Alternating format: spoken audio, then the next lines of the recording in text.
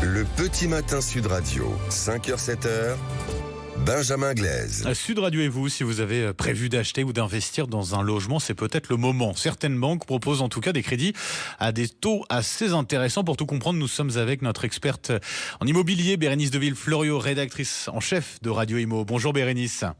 Bonjour Benjamin. Et merci d'être avec nous ce matin. Alors avant de nous présenter les offres les plus alléchantes, déjà comment se fait-il que les banques proposent comme ça des crédits immobiliers à des taux relativement bas finalement ?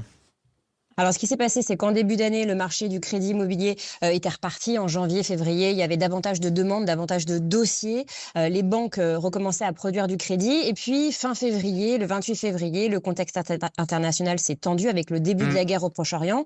Ça a provoqué de l'attentisme chez les ménages français. Les professionnels de l'immobilier ont observé une baisse des visites, moins d'appels, moins de contacts, des projets reportés. Les acheteurs se sont dit, bon, c'est peut-être pas le moment. Des visites ont même été annulées parce qu'elles étaient un petit peu trop loin. Alors, un petit peu trop loin, c'est quelques dizaines de kilomètres, du carburant avait augmenté. Voilà, ça a freiné les ménages dans leurs projets. Donc, en mars, il y a eu moins de visites et en avril, eh bien, mécaniquement, moins de dossiers de crédit. Et en mai, alors là, c'est un deuxième coup de frein. Il a fait beau, il y a eu des ponts, des jours fériés. Résultat, les banquiers étaient en vacances. Bon, les acheteurs aussi, c'était pas le moment de faire sa demande de crédit immobilier. Résultat, eh bien, certaines banques se retrouvent aujourd'hui en retard sur leurs objectifs de crédit. Et pour rattraper ce retard, eh bien, elles deviennent offensifs.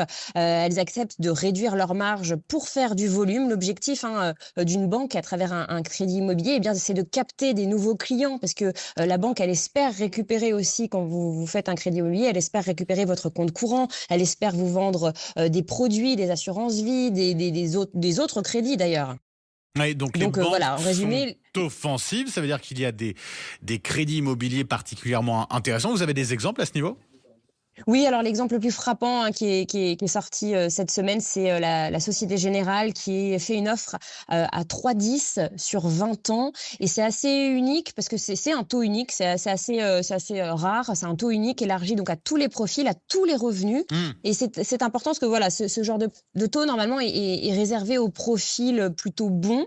Donc là, c'est vraiment pour tout le monde et c'est pas anecdotique parce que sur 20 ans, normalement, enfin un taux sur 20 ans au mois de juin, c'est 3,50. Donc vous voyez, entre 3,10 et 3,50, il y a quand même une grosse différence. Si vous empruntez sur 300 000 euros, par exemple, ça fait une différence de 14 600 euros. Donc c'est non négligeable. Ça fait 61 euros par mois pour un emprunt donc sur 300 000 euros. Donc ça fait une différence. Est-ce que ça signifie du coup que c'est le moment d'acheter ou d'investir, Bérénice ? Alors c'est le moment si on a un projet, oui, c'est le moment même, faut foncer, mais attention, faut être très clair, c'est pas du crédit open bar, hein. Les banques recherchent toujours des emprunteurs, mais elles sont sélectives. Il y a quelques critères à avoir. Bon, déjà, c'est mieux d'être en CDI. Si vous êtes entrepreneur, il faut avoir 3 ans de revenus réguliers, il faut montrer une stabilité professionnelle. Ensuite, il faut avoir un apport. On estime qu'il faut entre 10 et 20% du montant du prix du bien. Il faut faire attention à ses comptes.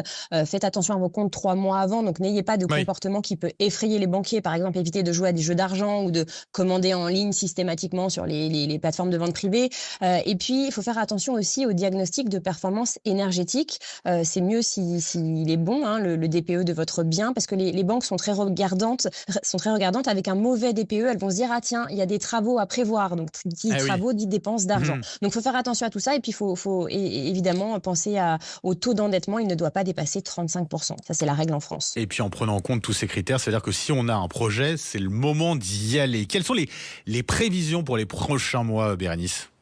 Alors, il faut être prudent, évidemment, on ne peut jamais affirmer avec certitude. Ce qu'on peut dire, c'est que le contexte est très volatile.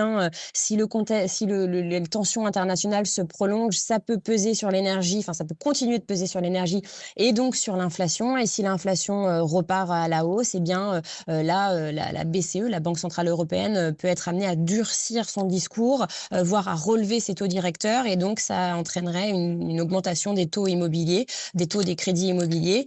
La prochaine réunion de la BCE, de la politique monétaire de la BCE, se tiendra le 10 et 11 juin prochain. Donc, on attend ce rendez-vous. Les courtiers m'ont dit qu'ils s'attendaient à une hausse des taux directeurs. Donc, pour résumer, moi, le message que j'ai de la part des courtiers, c'est qu'il faut quand même se dépêcher. Ça risque de ne pas durer, ces taux préférentiels. Oui, parce que ça s'approche effectivement, cette réunion à grands pas. On verra ça en tout cas. Merci pour toutes ces précisions, Bérénice Deville-Fleuriot. Je rappelle, vous êtes rédactrice en chef de Radio Imo. Et puis, on vous retrouve tous les samedis midi, bien évidemment, sur Sud Radio, l'émission l'émission Parlons Immo. C'est avec Sylvain Lévy-Valency. Merci beaucoup Bérénice, passez une bonne journée. Bonne journée.